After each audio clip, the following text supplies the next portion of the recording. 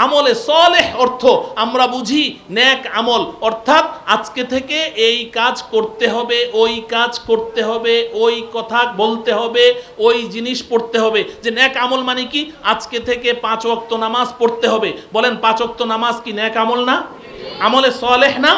হ্যাঁ, তো তাহলে নেক আমল মানে 5 ওয়াক্ত নামাজ পড়তে হবে, কোরআন তেলাওয়াত করতে হবে, দান খয়রাত করতে হবে, জিকির আজকার করতে হবে, যাকাত দিতে হবে, রোজা রাখতে হবে, হজ ফরজ হলে হজ করতে হবে। এগুলো সব কি আমলে সলে? এগুলো সব কি বলেন?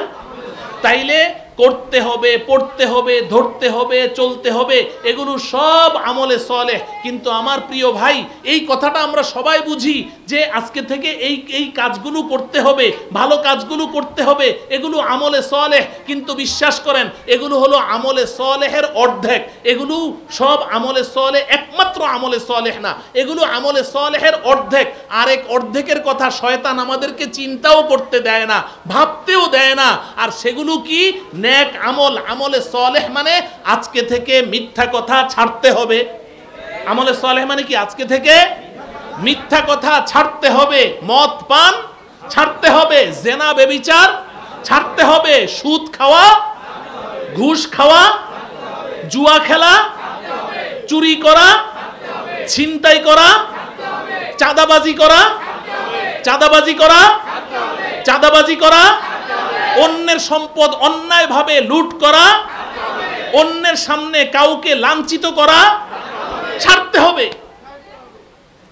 এই যে ছাড়তে হবে, এই কথাটা আমরা কেউ চিন্তা করি না। যে নেক আমল, আমলে সলেহ মানে তো হইলো করতে হবে। তো আমি তো নামাজ পড়ি, নেক আমল করি।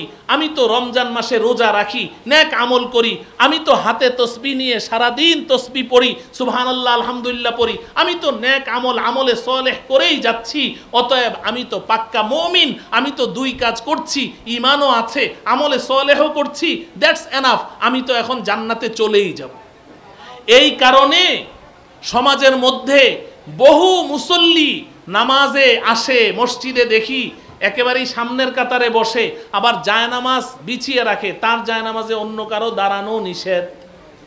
এরকম আছে না নাই?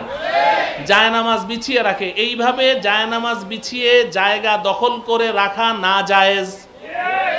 জায়েজ নাই শরীয়তের মধ্যে, কি নাই? জায়েজ নাই। নবীজি পরিষ্কার নিষেধ করেছেন। নবীজি বলেন যে তোমরা মসজিদে উটের মতো জায়গা দখল করে রেখো না। কিসের মতো?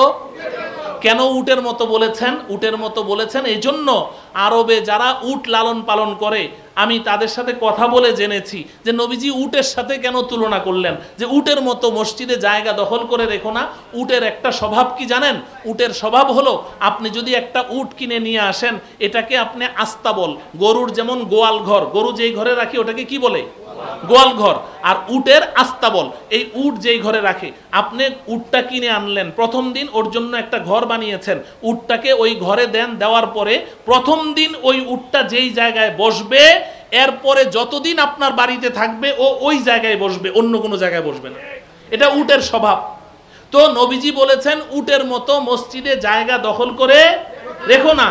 অতএব আমি মসজিদের সভাপতি হই, আর মোতাওয়াল্লি সাহেব হই, আর অমুক সাহেব তমুক সাহেব হই, কিন্তু মসজিদে জায়নামাজ বিছিয়ে জায়গা দখল করে রাখা জায়েজ নাই। জায়েজ নাই। কথা বুঝে আসছে? কিন্তু এমন জায়নামাজে জায়গা দখলকারী ব্যক্তিদেরকেও দেখি যে তারা নামাজ তো পড়ছে, কিন্তু সমাজের আবার মানুষের কাছ থেকে অন্যায়ভাবে অন্যের সম্পদ ছিনতাই করছে, বাজারে গিয়ে ভেজাল মাল বিক্রি করছে, অন্যের উপরে জুলুম নির্যাতন করছে। করছে কি করছে না বলেন? কেন করছে?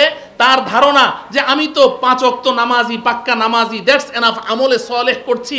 ও ভাই, না না না, তুমি আমলে সলেহের অর্ধেক করছো, আর অর্ধেক তোমার নাই। সেটা কি? করার কাজ তুমি করছো, তাও সব না, কিছু করছো, কিন্তু ছাড়ার কাজ ছাড়ছো না। এজন্য আমলে সলেহ 2 কথা। বলেন আমলে সলেহ কয় কথা? 2 কথা। মুখস্থ করেন, আমলে সলেহ কয় কথা? করার কাজ করতে হবে। বলেন, ছাড়ার কাজ ছাড়তে হবে, করার কাজ করতে হবে, ছাড়ার কাজ ছাড়তে হবে। বুঝে আসছে আমলে সলেহ? হ্যাঁ, করার কাজ যেমন করব, ছাড়ার কাজ তেমন কি ছাড়বো। আপনি যদি শুধু করার কাজগুলোই করেন, আপনি করার কাজগুলো করেন, নামাজের সময় নামাজ পড়ছেন, রমজান মাসে রোজা রাখছেন, আপনি হজও করেছেন, আপনি তাসবিহ তাহলিল পড়েন, আপনি কোরআন তেলাওয়াত করেন, জিকির করেন, করার কাজগুলো করছেন, কিন্তু ছাড়ার কাজ ছাড়েন নাই। তাহলে আপনার উদাহরণটা কি? হাদিস শরীফের মধ্যে নবীজি বলেছেন ছাড়ার কাজ যদি না ছাড়েন তাহলে আপনার দৃষ্টান্ত কি? নবীজি বলেছেন রুব্বা কাসিয়াতিন ফিদ দুনিয়া আরিয়াতুন ফিল আখিরা। এই হাদিসের মুহাদ্দিসিনে কেরাম তিনটা ব্যাখ্যা করেছেন, আমি শুধু একটা ব্যাখ্যা আপনাদেরকে শোনাই।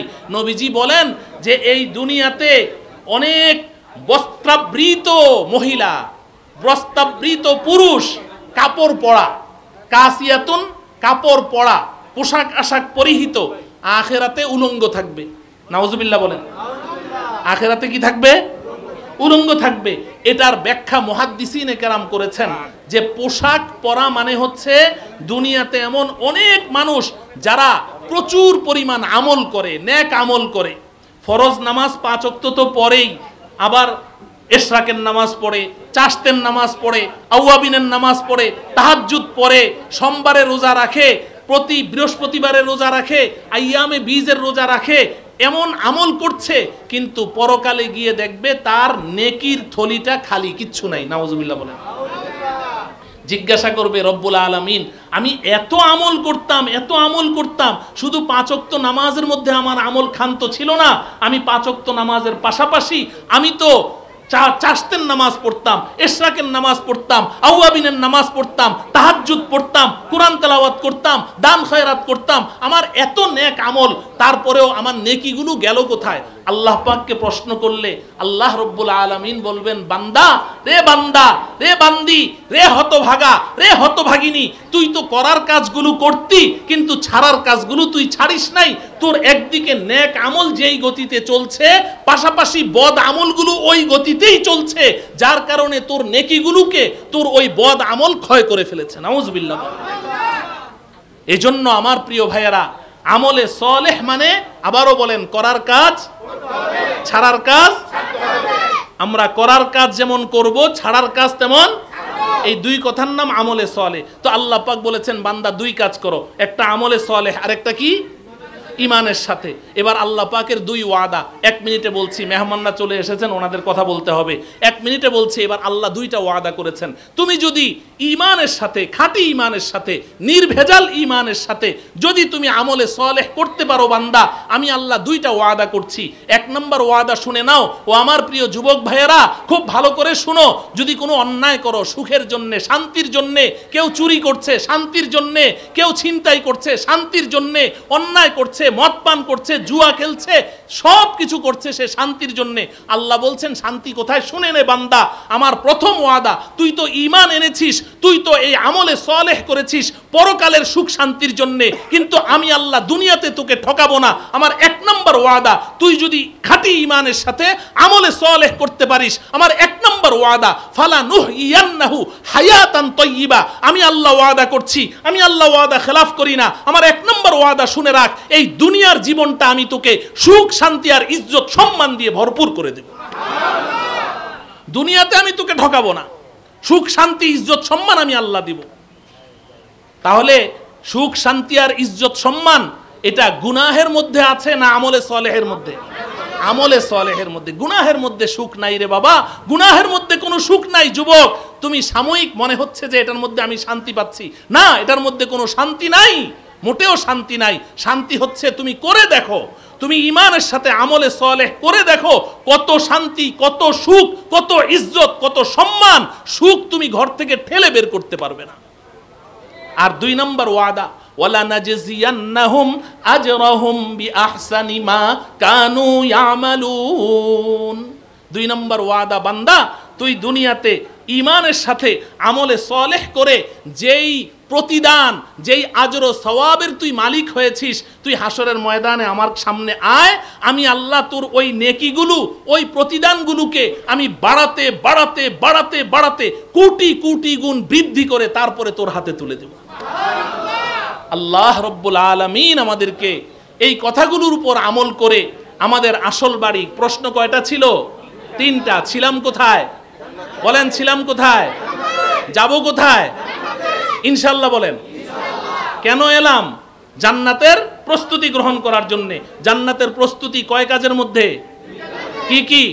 1 নাম্বার আমলে সালেহ, 2 নাম্বার ঈমানের সাথে। আল্লাহ রাব্বুল আলামিন এই কথাগুলোর উপর আমাদের সকলকে আমল করে আমাদের আসল বাড়ি, আসল ঠিকানা, আমাদের বাবা মার পৈতৃক সম্পত্তি জান্নাতের মালিক হওয়ার তৌফিক দান করুন।